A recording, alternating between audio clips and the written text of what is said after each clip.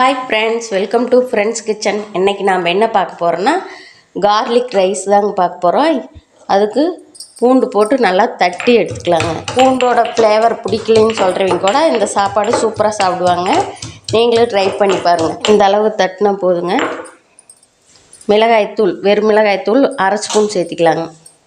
மல்லித்தூள் 1 ஸ்பூன் சேர்த்திக்கலாங்க. மஞ்சத்தூள் 1/4 ஸ்பூன். இன்னும் கொஞ்சம் இதை அப்படியே கலந்து விட்டுறலாங்க. 1/4 ஸ்பூன் சீரகம் போட்டுக்கலாங்க. அவ்வளோதாங்க. இதெல்லாம் தட்டியாச்சு. அடுப்பில் கடாய் வச்சு நல்லெண்ணெய் சேர்த்திக்கலாங்க. எண்ணெய் காஞ்சதையும் நம்ம அரைச்சி வச்சுருக்கிற விழுதை இதில் சேர்த்திக்கலாங்க.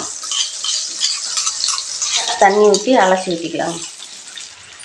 இது நல்லா 10 நிமிஷம் நல்லா கலந்து விட்டுறலாங்க.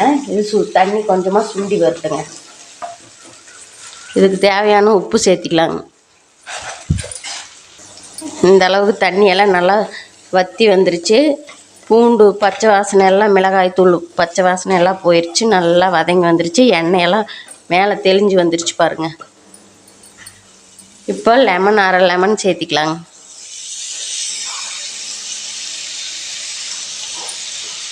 வடித்து வச்சுருக்கிற சாதத்தை சேர்த்திக்கலாங்க.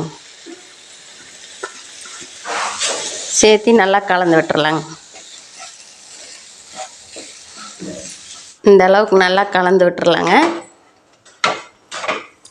கலந்து விட்டுட்டு கொத்தமல்லி கீரையை தூவி விட்டுறலாங்க. அவ்வளோதாங்க, ரெடி ஆயிடுச்சு. நல்லா காரசாரமாக சுருக்குன்னு சூப்பராக இருக்குங்க. நீங்களும் ஒரு தடவை ட்ரை பண்ணி பாருங்கள். பூண்டு அதிகமாக சாப்பிடாதவங்கெல்லாம் இப்படி செஞ்சு கொடுத்தோம்னா அவங்க நல்லா விரும்பி சாப்பிடுவாங்க. இந்த வீடியோ உங்களுக்கு பிடிச்சிருந்தா லைக் பண்ணுங்கள், ஷேர் பண்ணுங்கள், சப்ஸ்கிரைப் பண்ணுங்கள்.